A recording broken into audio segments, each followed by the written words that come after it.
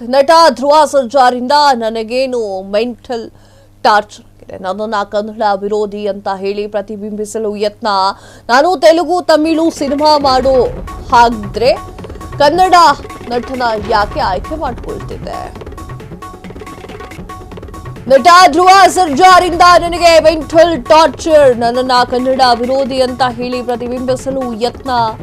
ನಾನು ತೆಲುಗು ತಮಿಳು ಸಿನಿಮಾ ಮಾಡು ಹಾಕಿದ್ರೆ ಕನ್ನಡ ನಟನನ್ನ ಯಾಕೆ ಆಯ್ಕೆ ಮಾಡ್ಕೊಳ್ತೀನಿ? ನಟ ಧ್ರುವ ಸರ್ಜಾ ಡೇಟ್ಸ್ ಕೊಟ್ಟಿದ್ರೆ ನಾನು ಮೆಂಟಲ್ ಟಾರ್ಚರ್ ಅನುಭವಿಸ್ತಿರ್ಲಿಲ್ಲ. ನಟ ಧ್ರುವ ಸರ್ಜಾ ಹೇಳ್ತಿರೋದು ಸುಳ್ಳು. ನಿರ್ದೇಶಕ ರಾಘವೇಂದ್ರ ಹೆಗ್ಡೆ ಸ್ಪಷ್ಟನೆ. ತಾನು ಹುಟ್ಟಿ ಬೆಳೆದು ಬಂದ ಬಗ್ಗೆಯಲ್ಲಿ ಆ ಒಂದು ವಿಡಿಯೋದಲ್ಲಿ ವಿವರಿಸಿದಂತಹ ಜಗ್ಗುದಾದ ನಿರ್ದೇಶಕ, ನಾನು ಓದಿದ್ದು 10ನೇ ಕ್ಲಾಸ್, ಜೀವನ ಮಾಡೋಕೆ ಮುಂಬೈಗೆ ಹೋದೆ, ಆಟೋ ಡ್ರೈವರ್ ಆಗಿ ವೇಟರ್ ಆಗಿದ್ದೆ, ಹೋಟೆಲ್ ಮಾಲೀಕನಾದೆ, ಚಿತ್ರರಂಗದಲ್ಲಿ ಎಡಿಟರ್ ಆದೆ, ಹಾಗೆ ನಿರ್ದೇಶಕನಾದೆ, ನಿರ್ಮಾಪಕನಾಗಿದ್ದೇನೆ ಅಂತ ಹೇಳಿ ಈಗ ರಾಘವೇಂದ್ರ ಹೆಗ್ಡೆ ಅವರು ಸ್ಪಷ್ಟನೆಯನ್ನು ನೀಡಿದ್ದಾರೆ. ಏನು ಹೇಳಿದ್ರು ನೋಡ್ಕೊಂಬರೋಣ ಬನ್ನಿ. ಕನ್ನಡಿಗರಿಗೆಲ್ಲ ಈ ಕನ್ನಡಿಗನ ನಮಸ್ಕಾರ. ನಾನು ರಾಘವೇಂದ್ರ ಹೆಗಡೆ. ಹುಟ್ಟಿದ್ದು ಕರಾವಳಿಯಲ್ಲಿ, ಬೆಳೆದದ್ದು ಕರ್ನಾಟಕ ಸರ್ಕಾರದ ಆಶ್ರಮ ಶಾಲೆಯಲ್ಲಿ. 10ನೇ ತರಗತಿ ಓದಿ ವೈಯಕ್ತಿಕ ಜೀವನಕ್ಕಾಗಿ ಮುಂಬೈಗೆ ಬಂದಿದ್ದೀನಿ. ಮುಂಬೈಯಲ್ಲಿ ಹೋಟೆಲ್ ಕಾರ್ಮಿಕನಾಗಿ, ವೇಟರ್ ಆಗಿ, ಆಟೋ ಡ್ರೈವರ್ ಆಗಿ, ಚಿತ್ರರಂಗದ ಸಹ ಸಂಕಲನಕಾರನಾಗಿ, ಸಹ ನಿರ್ದೇಶಕನಾಗಿ, ಟಿವಿ ಇಂಡಸ್ಟ್ರಿಯ ಅತಿ ದೊಡ್ಡ ಪೋಸ್ಟ್ ಪ್ರೊಡಕ್ಷನ್ ಹೌಸ್ RH ಎಂಟರ್ಟೈನ್ಮೆಂಟ್ನ ಓನರ್ ಆಗಿ ಸೆಟಲ್ ಆದಮೇಲೆ ನಾನೊಬ್ಬ ನಿರ್ಮಾಪಕನಾಗಬೇಕು, ನಾನೊಬ್ಬ ನಿರ್ದೇಶಕನಾಗಬೇಕು ಅಂತ ಆಲೋಚನೆ ಮಾಡಿದಾಗ ನನ್ನ ಮನಸ್ಸಿಗೆ ಮೊದಲನೇ ಬಾರಿ ಬಂದದ್ದು ನನ್ನ ತಾಯ್ನಾಡು ಕನ್ನಡ. ಆಮೇಲೆ ನಾನು ಕನ್ನಡದ super star challenging star Darshan ಅವ್ರನ್ನ ಭೇಟಿ ಮಾಡಿ ಅವರು ನನ್ನ ನನಸು ಆಗುವ ಹಾಗೆ ಒಂದು ಜಗ್ಗುದ ಚಿತ್ರ ರೆಡಿ ಮಾಡಿ ಕೊಟ್ಟರು. ಚಿತ್ರ ರಿಲೀಸ್ ಆಯಿತು. ಕನ್ನಡದ ಜನ ಅದನ್ನು ಸೂಪರ್ ಹಿಟ್ ಮಾಡಿದರು. ಕನ್ನಡದ ಕೋಟಿಗಟ್ಟಲೆ ಜನ ನನ್ನ ಒಬ್ಬ ನಿರ್ದೇಶಕ ಅಂತ ಗುರುತಿಸ್ಪಟ್ಟಕ್ಕೆ ಸಹಾಯ ಮಾಡಿದರು. ಅವರ ನನ್ನ ಆಶೀರ್ವಾದ ಸಿಕ್ತು. ಎರಡನೇದಾಗಿ ನಂತರ ಶನಿ ಸೀರಿಯಲ್ ಮಾಡಿದೆ, ಅದು ಕನ್ನಡದಲ್ಲಿ, ಅದು ಜನ ಅಪಾರ ಮೆಚ್ಚುಗೆ ವ್ಯಕ್ತಪಡಿದ್ದಾರೆ. ಆಮೇಲೆ ಮೂರನೇದಾಗಿ ನಾನು ಮಹಾಕಾಳಿ ಸೀರಿಯಲ್ ಮಾಡಿದೆ, ಅದನ್ನು ಜನ ತುಂಬ ಮೆಚ್ಚುಗೆ ಪಡೆದಿದ್ದಾರೆ. ಆಮೇಲೆ 2ನೇ ಚಿತ್ರ ಮಾಡಬೇಕು ಅಂತ ಧ್ರುವ ಸರ್ಜರಿಗೆ ಹಣ ಕೊಟ್ಟು ಕತೆ ಎಲ್ಲ ಓಕೆ ಆಗಿ, ಕೆಲವೊಂದು ಕಥೆಯಲ್ಲಿ ಕರೆಕ್ಷನ್ ಇತ್ತು, ಅವರದ್ದು ಇಂಟರ್ವ್ಯೂ ತನಕ ಓಕೆ, ಇಂಟರ್ವ್ಯೂನ ಕರೆಕ್ಷನ್ ಮಾಡಿ ಇದೆಲ್ಲ ನಡೀತಿತ್ತು. ಆವಾಗ ಧ್ರುವ ಸರ್ಜಾ ಅವರು ಹೇಳ್ತಾರೆ, ರಘು ನನಗೆ ಕೇಳಿ ಮುಗಿಸ್ಬೇಕು, ಒಂದು ಕಮಿಟ್ಮೆಂಟ್ ಇದೆ, ನೆಕ್ಸ್ಟ್ ಮಾಡೋಣ. ನಾನೆಂದರೆ ಓಕೆ ಸರ್. ಆವಾಗ ಮುಗಿತಾ ಒಂದು 8 ವರ್ಷ ವೇಸ್ಟ್ ಆಯಿತು. ಓಕೆ, 8 ವರ್ಷ ಆದಮೇಲೆ ಒಂದು ದಿನ ಅಮರನ್ ಅಂತ ತಮಿಳ್ ಪಿಕ್ಚರ್ ರಿಲೀಸ್ ಆಗುತ್ತೆ. ಅವ್ರು ಹೇಳಿದ್ರು, ರಘು ನಮ್ಮ IMS ಸೋಲ್ಜರ್ನ 60-70% ಅಮರನಲ್ಲಿ ಬಂದಿದೆ. ನಾನು ಓಕೆ ಸರ್, ಈಗ ಅದನ್ನು ಕ್ಯಾನ್ಸಲ್ ಮಾಡೋಣ. ಮತ್ತು ಅವರೇ ಒಂದು ರೈಟರ್ ಕೊಟ್ಟರು, ಕತೆ ಎಲ್ಲ ಬರೆದಾಯಿತು, ಓಕೆನೂ ಆಯಿತು. ಅದು ಕನ್ನಡದಲ್ಲಿ ಇದೆ ಬಾಂಡ್ ಸ್ಕ್ರಿಪ್ಟ್.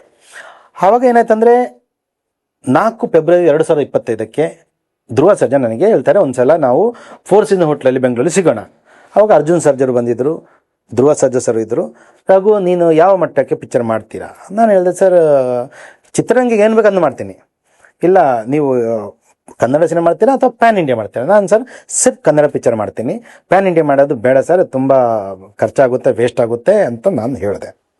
ಆವಾಗ ಇಲ್ಲ ರಘು, ಮುಂಬೈ ಈಗ ನಾವು ಮಾರ್ಟಿನ್ ಮಾಡಿದ್ದೀವಿ, ದೊಡ್ಡ ಲೆವೆಲ್ ಮಾಡಿದ್ದೀವಿ, ಪ್ಯಾನ್ ಇಂಡಿಯಾ ಮಾಡಿದ್ದೀವಿ, KD ದೊಡ್ಡ ಲೆವೆಲ್ ಬರ್ತಾ ಇದೆ, ಇನ್ನೊಂದು ಮುಂಬೈ ಪ್ರೊಡ್ಯೂಸರ್ಗೆ ನಾನು ಡೇಟ್ ಕೊಟ್ಟಿದ್ದೇನೆ, ಅದು ದೊಡ್ಡ ಲೆವೆಲ್ ಮಾಡ್ತಾ ಇದ್ದಾರೆ, ಆ ನಂತರ ನೀವು ಮಾಡಿ ಅಂತ ಹೇಳಿದರು.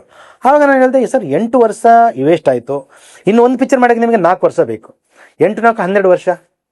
ಈ ಮಧ್ಯ ನನಗೆ ಹೈದರಾಬಾದ್ನ ಒಂದು ಪ್ರೊಡಕ್ಷನ್ ಹೌಸ್ ಇದೆ, ಅವ್ರು ಹೇಳ್ತಾರೆ, ನಿಮ್ಮ ಮುಂಚೆ ನಾನು ಹಣ ಕೊಟ್ಟಿದ್ದೀನಿ, ಪೀಪಲ್ಸ್ ಮೀಡಿಯಾ ಅಂತ ಕಂಪನಿ ಹೆಸರು. ಅವರೊಂದು ನೋಟಿಸ್ ಕಳಿಸ್ತಾರೆ, ನೀವು ಪಿಕ್ಚರ್ ಮಾಡಬಾರ್ದು, ನಮ್ಮ ಪಿಕ್ಚರ್ ಮುಗಿಯೋ ತನಕ ನೀವು ಪಿಕ್ಚರ್ ಮಾಡೋಂಗಿಲ್ಲ. ಆವಾಗ ನಾನು ಕ್ಯಾಲ್ಕುಲೇಷನ್ ಮಾಡಿದೆ, 4 ವರ್ಷ ಅಂದರೆ 12, ಇನ್ನೊಂದು 3 ವರ್ಷ, 15-16 ವರ್ಷ ವೇಸ್ಟು. ಅದಕ್ಕೆ ನಾನು ಅವರಿಗೆ ಆ್ಯಸ್ ಪರ್ ಲಾ ನಾನು ಅವರಿಗೆ ಕೋರ್ಟ್ ನೋಟ್ ಕಳಿಸಿದೆ, ಸರ್ ನನ್ನ ಹಣ ರಿಟರ್ನ್ ಕೊಡಿ, ನಾನೇನು ಎಕ್ಸ್ಟ್ರಾ ಹಣ ಕೇಳ್ತಾ ಇಲ್ಲ, ಏನು ಎಗ್ರಿಮೆಂಟಲ್ಲಿ ಬರೆದಿದೆ ಆ ಎಗ್ರಿಮೆಂಟು ಬೇಕಾದರೆ ನಾನು ಮಾಧ್ಯಮದವರಿಗೆ ಕೊಡೋಕ್ಕೆ ಸಿದ್ಧ, ಅದರಲ್ಲಿ ಬರೆದಿದೆ, ಆ ಪ್ರಕಾರ ನಾನು ಹಣದ ಕೇಳ್ತೇನೆ. ನಾನು ಎಕ್ಸ್ಟ್ರಾ ಹಣ, ಈಗ ಅವರು ಅಶ್ವಿನವರಿಗೆ ಸಾಧ್ಯ ಇದೆಲ್ಲ ಗೊತ್ತಿಲ್ಲ ನಮ್ಮ ಮತ್ತು ಧ್ರುವ ಸರ್ಜಾ ನಡುವೆ ಏನು ಮಾತಾಗಿದೆ ಅಂತ.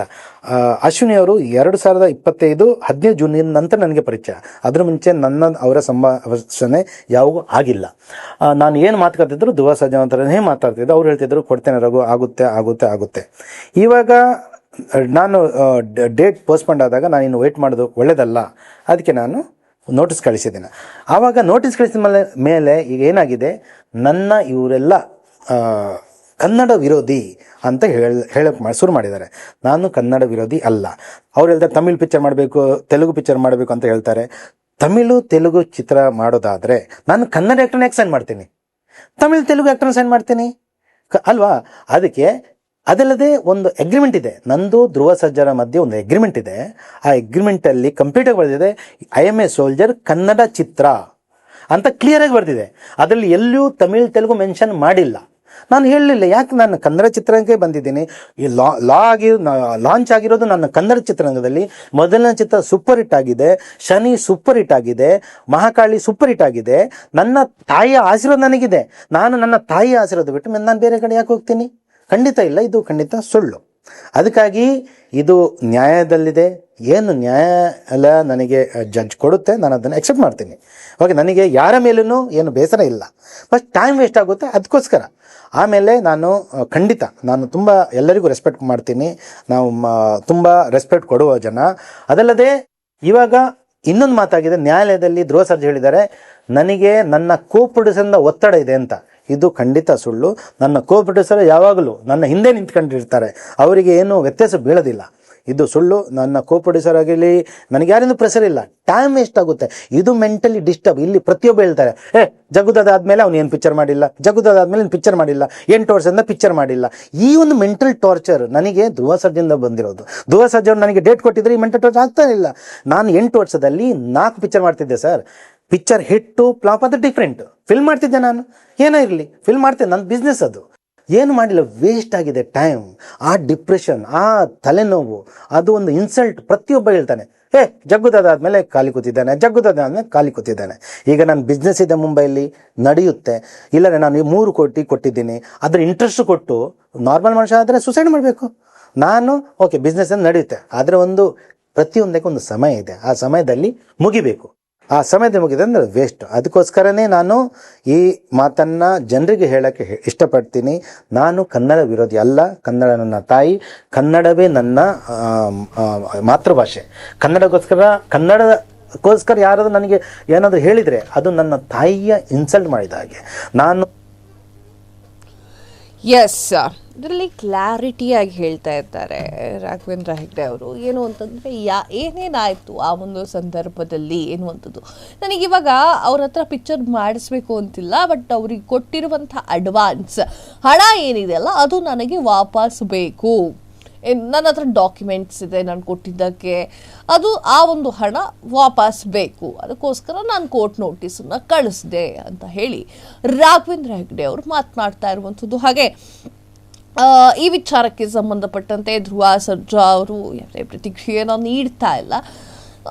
ಈ ಒಂದು ವಿಡಿಯೋದಲ್ಲಿ ರಾಘವೇಂದ್ರ ಹೆಗ್ಡೆ ಅವರು, ನಾನು ಓದಿದ್ದು ಇಷ್ಟನೇ ಕ್ಲಾಸು, ನಾನು ಹೀಗಿದ್ದೆ, ನಾನು ಯಾವ ಥರ ಕಷ್ಟಪಟ್ಟೆ, ಅದಾದ ನಂತರ ನನ್ನ ಮತ್ತು ಧ್ರುವ ಸರ್ಜಾ ನಡುವೆ ನಡೆದಂತಹ ಸಾಕಷ್ಟು ಸಂಭಾಷಣೆ ಏನಾಗಿತ್ತು ಅನ್ನೋದ್ರ ಬಗ್ಗೆ ಕಟ್ ಆ್ಯಂಡ್ ಕ್ಲಿಯರ್ ಕ್ವಾಲಿಟಿಯಲ್ಲಿ ಹೇಳಿರುವಂತಹ ಮಾತು. ಕ್ಷಣ ಕ್ಷಣದ ಸುದ್ದಿಗಳಿಗಾಗಿ ಫ್ರೀಡಂ ಟಿವಿ ಸಬ್ಸ್ಕ್ರೈಬ್ ಮಾಡಿ, ಲೈಕ್ ಮಾಡಿ ಹಾಗೂ ಫಾಲೋ ಮಾಡಿ. ಹೊಸ ಸುದ್ದಿಗಳ ನೋಟಿಫಿಕೇಶನ್ಗಾಗಿ ಬೆಲ್ ಐಕಾನ್ ಮೇಲೆ ಕ್ಲಿಕ್ ಮಾಡಿ.